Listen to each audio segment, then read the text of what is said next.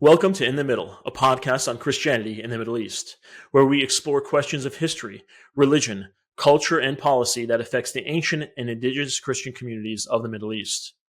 I recently had the opportunity to sit down with Mr. Thomas Abraham, a Lebanese-American business leader, philanthropist, and humanitarian. Mr. Abraham also serves as chairman of the board at the Anthony R. Abraham Foundation and advisory board member at In Defense of Christians. Together, we discussed the Christian heritage of Lebanon and got a glimpse into the important work and impact of the Anthony R. Abraham Foundation. So, without further ado, thanks for joining the conversation and welcome to In the Middle.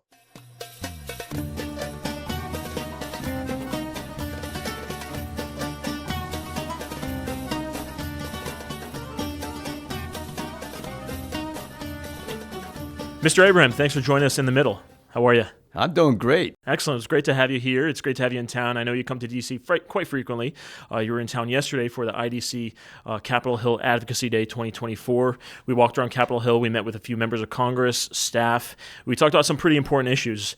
So it was great to have you today and have you on the podcast at In Defense of Christians. Well, it's a pleasure being here. And of course, the work that you're doing is very important to what we believe in. And we would not have wars. We would not have all this chaos in the world if there was more love.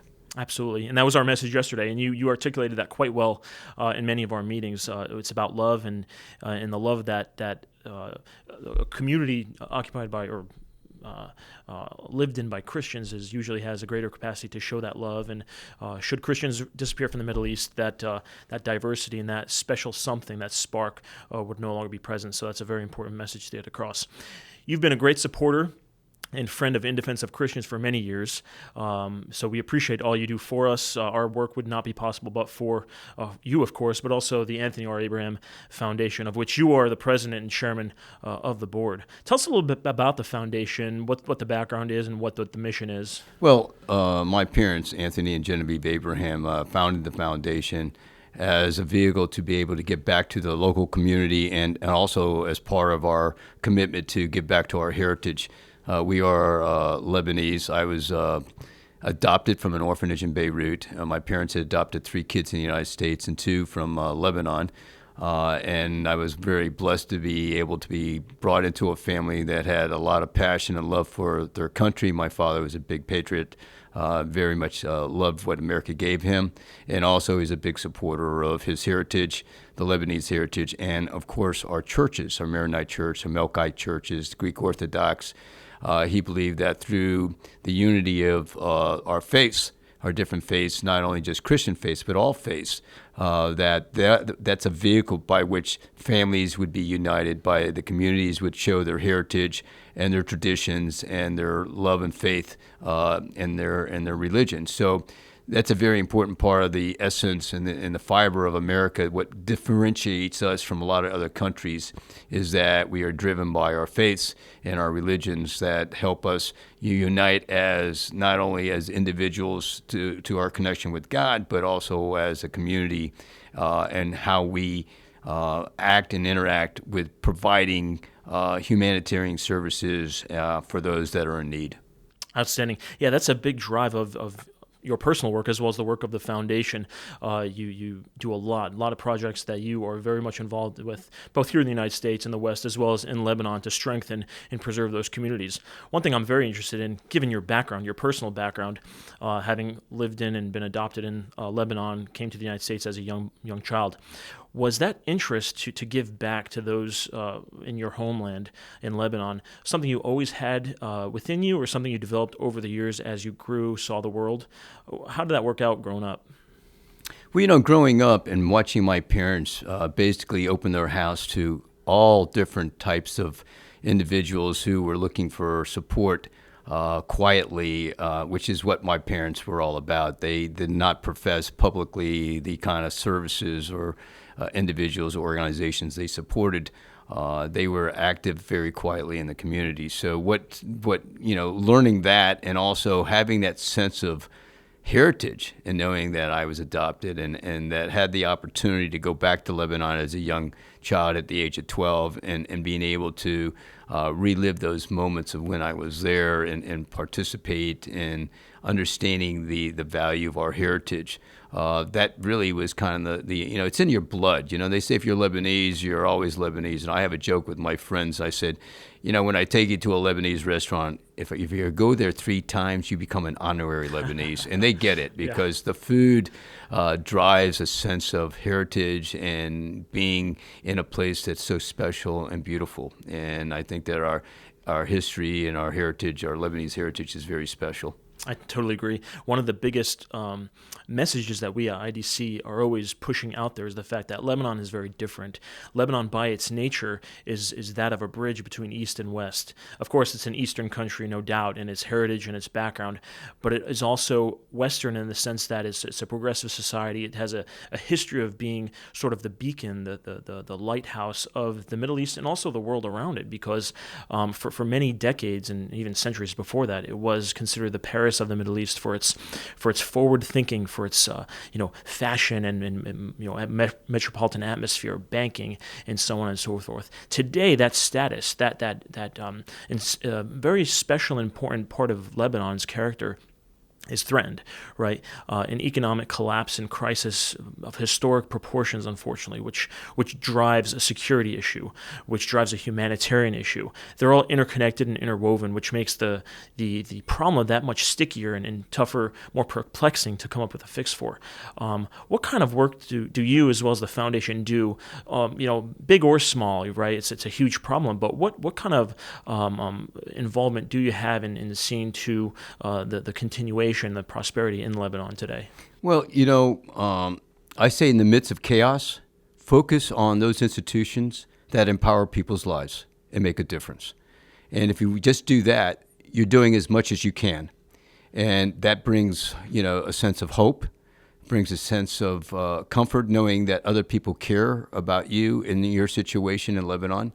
And so those institutions in Lebanon that we've embraced, the Beirut Marathon Association, which basically preaches that through running and unity of all nationalities and religions in Lebanon, running together in a marathon unites the country. We strip away, any sense of discrimination of who we are and what religion, et cetera, et cetera. We come together under that umbrella of the marathon as one country under one flag, under the colors of red, white and green.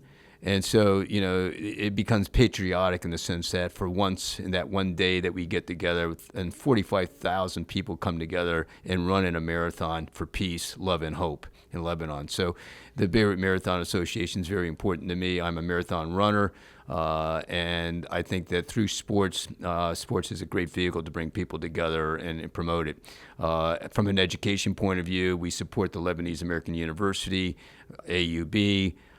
So we think through the universities, especially universities in Lebanon that really have a sense about bringing people from all nationalities in the Middle East together for the first time, where they're able to mingle and take away the restrictions of what they're used to at their homelands that basically paint a different picture about it. I think universities allow students to become familiar with who they are as individuals and not the labels that are put on people by what church are you, what part of the country are you from, et cetera, et cetera.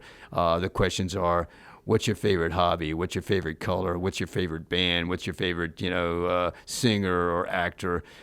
Those are the things that bring people together, and the topics are more about how do we unite our common love and passion for things under the arts, under sports. So for me, and the Anthony R. Abraham Foundation, what we do is we invest in those institutions that we believe that actually provide the opportunities for individuals to really become who they are as a person and not who people want to label them as, and so I think that's really important that we take the labels away and we provide individuals the opportunity to become fully engaged in who they can become and what they can bring to society. Absolutely, yeah. In Lebanon, if there's anything that the Lebanese have always done right, it's education. I saw the figure somewhere, and I believe it's totally believable that Lebanon per capita has the most universities and institutes of higher education more than anywhere in the Middle East. That's Lebanon, and that's totally believable. I see that. My father came from Lebanon as a young man, and as I was growing up, he always told me of the priority the Lebanese and Lebanese society placed on education. You mentioned sports. You mentioned the marathon. Sports truly is a universal language. It unites everybody. It literally and figuratively provides a level playing field from which people can interact and compete and that sort of thing. But speaking of sports, I noticed you're wearing a pretty cool jacket, the U.S. Olympic team jacket. There's got to be a cool story behind that. I would love to hear it. Yeah, so, years ago, I was approached in Miami as the chairman of the Anthony R. Abraham Foundation. We were approached, would we support the United States Olympic and Paralympic Foundation in their efforts to basically promote the U.S. teams. And they came to us with a very specific proposal that had to do with sponsoring a pilot program that would provide the opportunity with kids with disabilities that are sitting on the sidelines in the high schools in Miami, South-Dade County. So we looked at that program. We said, wow, that's something we really want to engage in. We think it's very important. So we committed to doing that. And then COVID comes along and shuts that down for 2.5 years. And then they came back to me and said, get out to Colorado, would you, and meet with us. We got a new proposal. So I go out there, and they're proposing to me that they want to launch the first time ever in the United States history Paralympic Games. They want to basically build a Paralympic blind soccer team. When you first told me blind, months ago we were talking, you mentioned blind soccer. It blew my mind because blind soccer almost sounds counterintuitive, but go ahead and please explain that. Yeah, so I looked at them and I said, you guys are crazy. I said, no, really. I said, what is the sport? And they go, no, Tom, it's blind soccer. I said, really, you got me flying all the way out here. Right. And I said, come on. And then there's a voice in a crowd, and then she says, Molly, this young lady says, hi, Tom, it's Molly. And I looked over, and Molly worked at St. Jude Children's Research Hospital, which my father was one of the co-founders with Danny and a bunch of other great guys in building St. Jude Children's Research Hospital. Molly Quinn, she was the head of development for sports at St. Jude at that time. And I brought the U.S. Olympic Foundation people there to learn about how to raise funds and stuff. So Molly said, hey, no, it's real. We're going to invest in building a blind soccer team since we're hosting the Olympics in 2028. So with that said, I analyzed the conversation and said, wow, we have the World Cup coming to the U.S. in 26. We have the Inter Miami soccer team there. We have Messi and we have Beckham, the two greatest players, some of the two greatest players in soccer, or as they call it, football in Europe. And I said, what a great opportunity to take advantage of that, take this initiative to launch the first ever blind soccer team for the U.S. And use that as an initiative to basically build a platform to showcase the value of people that have visual impairments and/or are blind. And it's just not about sports for me. It's about how do you impact not only the individual, how do you take that opportunity and look at the science that's out there, the technologies that are out there? How do you impact the individual families and change their perspective in their lives and dealing with a young person who might have a disability, visually impaired or blind?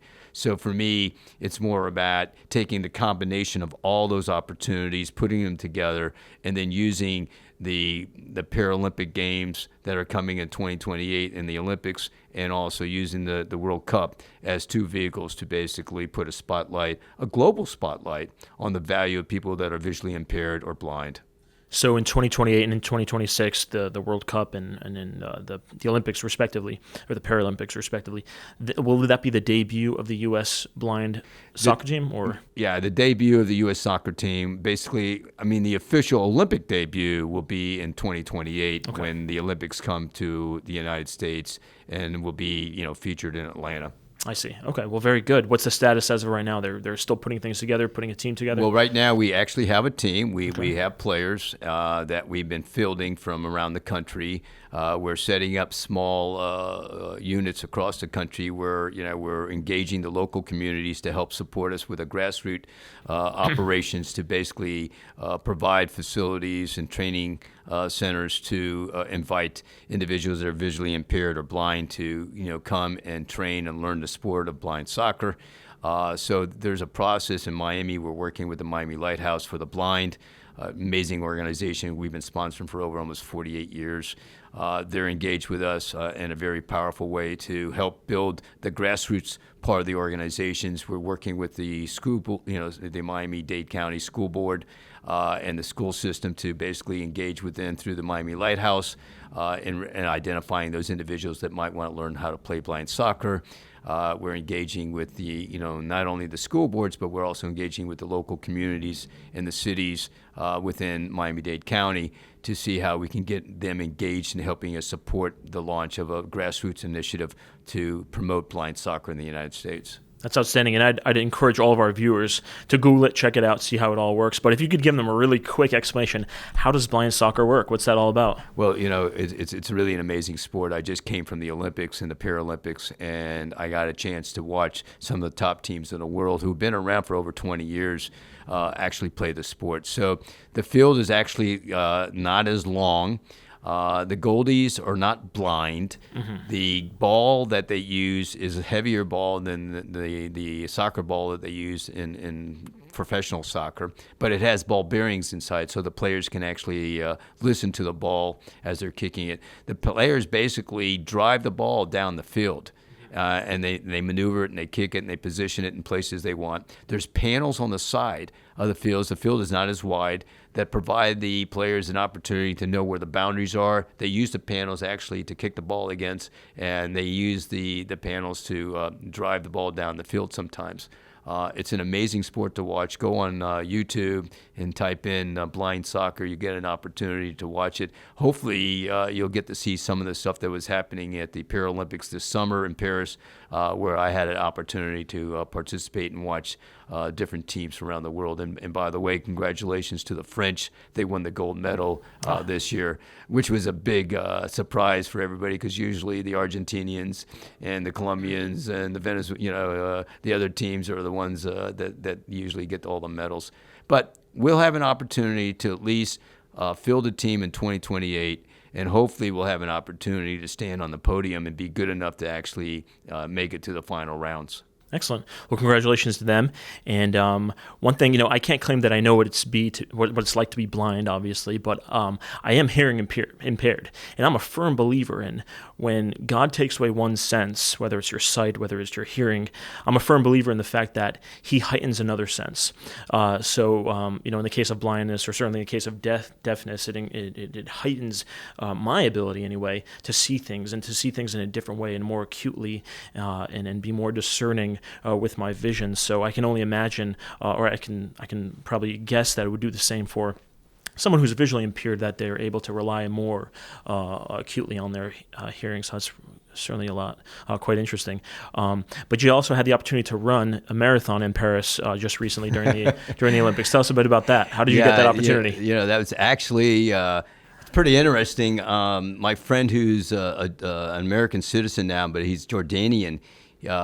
He basically called me one day and he said to me, "Hey, Tom, there's going to be the IOC, International Olympic Organization, basically has created for the first time an opportunity to host an event that becomes an official Olympic sanctioned event for non-Olympians. Yep. And it's going to be a marathon in Paris. And that marathon will be run at night. It will be the same course that I'm running in the morning." Yeah. And he said, I put your name in there to see, because it's you had to register and see if your name got pulled. And since you've run all these marathons and you got the Abbott medal for running in the top marathons in the world, maybe you'll get selected. So I'm having dinner with a friend 2-3 months later, and I get this email at dinner, and my friend says to me, "What is that?" And I said, "I don't know. I can't read it. It's in French."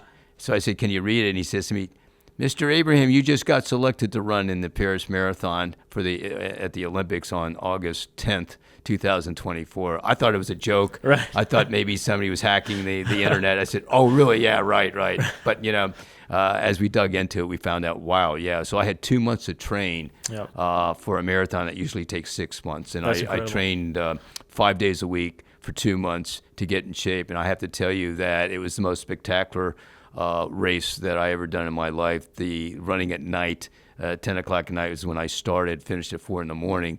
I got to see the city. The crowds were fantastic, cheering us on, running through the streets and seeing the Eiffel Towers, running by the Louvre, running out to Versailles. I mean, it was really amazing to see the crowds out there. Now, the one thing that struck me was that I actually had to do some elevation climbing, which is 600 feet. And coming from Miami, there's no elevations there. So I trained a little bit for that. But I have to tell you, I was blessed. I was able to finish the race. I felt great.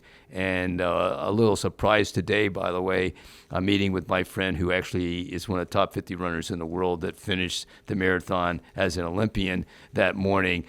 He said to me, Tom, he goes, I've been training for 10 years. And I got into the Olympics, and it was the greatest thing that ever happened to me. But I'll be in the top 50 runners in the world, but I won't get a medal. Right. And he says, you're going to get a medal. And I said, well, don't worry about that. When I run, I'm going to find out how I can get an extra medal. And so, by the way, I just want to let you know, this is the medal I got at the Olympics. And this medal actually has the seal of the Olympic logo on it, which is amazing that they actually provided this for non-Olympians. Right. And this was a special medal that was designed, that was given to runners that participated in the special race that the IOC sanctioned. So I'm very proud that I was able to not only run, but I represented, that run was dedicated to the United States Paralympic blind soccer team. So when I crossed that finish line, it was on their behalf that I was running on behalf of the United States Paralympic blind soccer team. That's outstanding. A huge congratulations to you. That's a huge feat that not many people can say that they've accomplished. This will probably be the closest I ever get to an Olympic medal. I can promise you that. Look at that. Beautiful. That's a beautiful medal. God bless you. That's 26.2 miles for the sake of our viewers who don't know. 26. Now, I'm not going to ask how old you are, but I'm 40 years old, and I've never run a marathon. I'm not much of a runner, but I mean, what a feat, what an accomplishment for you. And I know this is not the first. You're an avid runner, is my understanding. Well, I'm not a professional runner, right, and I actually run for the benefit of charities.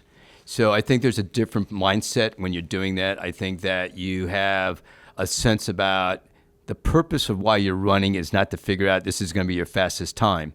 But the purpose is that every step I take is dedicated to those individuals that are suffering.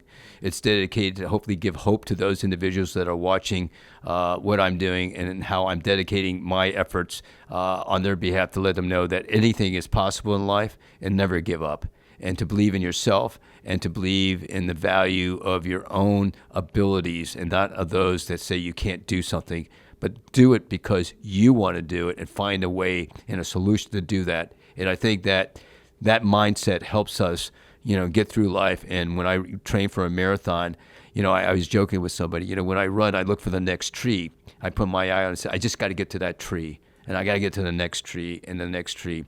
And that's what helps you get through that 26.2 miles. And when you're finished, you look and you say, wow, how the hell did I do that?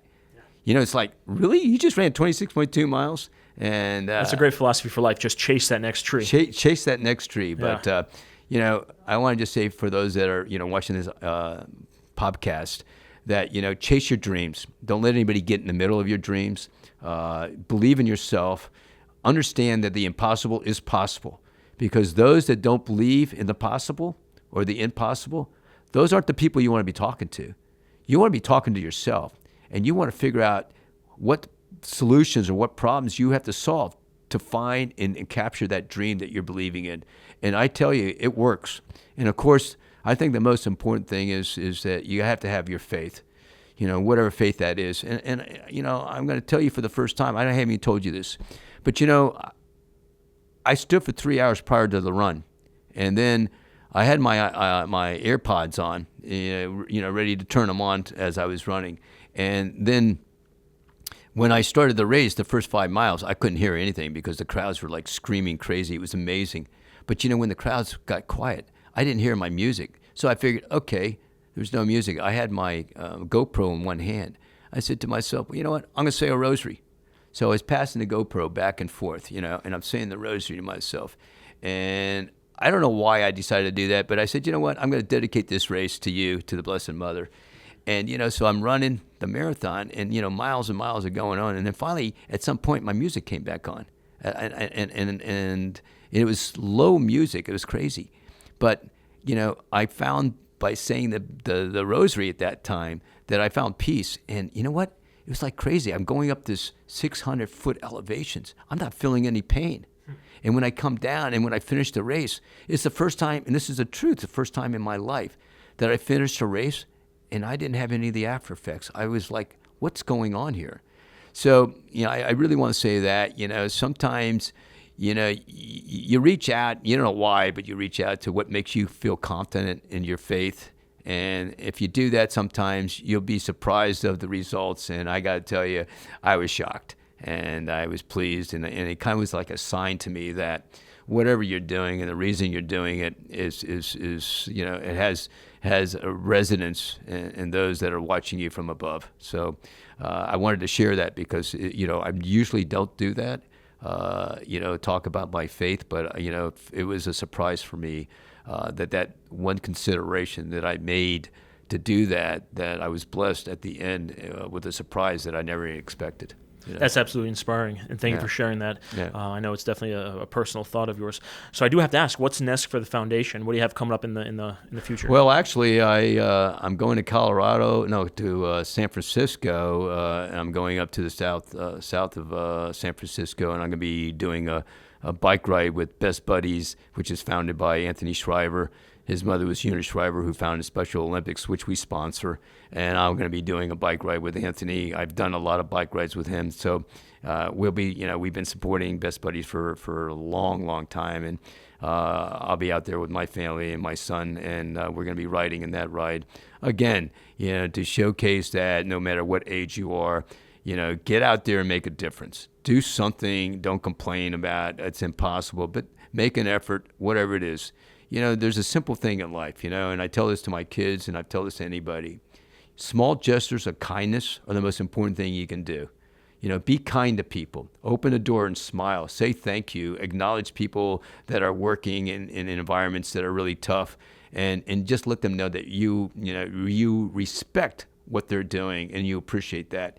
I think that goes a long way, and if we could just incorporate that as part of our lifestyle, be kind to other people. That's part of the process of being, having a loving sense of, comfort, that you want to share something special with somebody. And so I would say to you, make an effort to be kind to people, Excellent. Well, that's a great message for the audience. And if you want to take a moment to actually share with the audience how they can learn more about the Thomas R. Abraham Foundation, and you're going to get me in trouble there. How's that, Thomas? Excuse me. I said, here he is. He's trying to get me in trouble with the board of directors. It's the Anthony R. Abraham Foundation. I just happen to be the chairman, but I tell you, I give a lot of respect and a lot of thanks to our board, who are so much on the ground and grounded in supporting all the initiatives that are out there that really make a difference and empower people's lives. If it wasn't without the board of directors who really believe in all these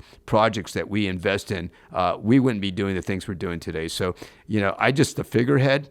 And, I'm able to basically be, a representative, physical representative out there on behalf of our board of directors of the Anthony R. Abraham Foundation. And I just want to say again to our board of directors, thanks for allowing us to do all these amazing things and to empower all these institutions that are making a difference in people's lives. Thank you so much for that. Yeah, Anthony is your dad, of course, after whom the foundation is named. So, right. So you are correct. Could you share the website if people are interested in visiting? Yeah, just go to abrahamfoundation.com and please, look in there and see what we're up to. I also would say that, if you want to get a sense about my personal involvement and my sister's involvement in some of the other things, is that, we have thomasanthonyabraham.com. That will give you a really big oversight of all the different locations that we're are involved in, and the sites that we have up and running in support of all the different initiatives. Excellent. Well, Mr. Abraham, thanks for joining us in the middle. We look forward to seeing more of you. We'll definitely be seeing you tonight for a dinner. And anytime you're in town, please let us know. Stop by, and it's always a pleasure seeing you. Well, it's a real pleasure being here with you guys, and greatly appreciate the work that you're doing on behalf of those that are, being prosecuted around the world, that are not able to live their religion and practice the religion around the world. So thank you for your efforts. Thank you. Godspeed.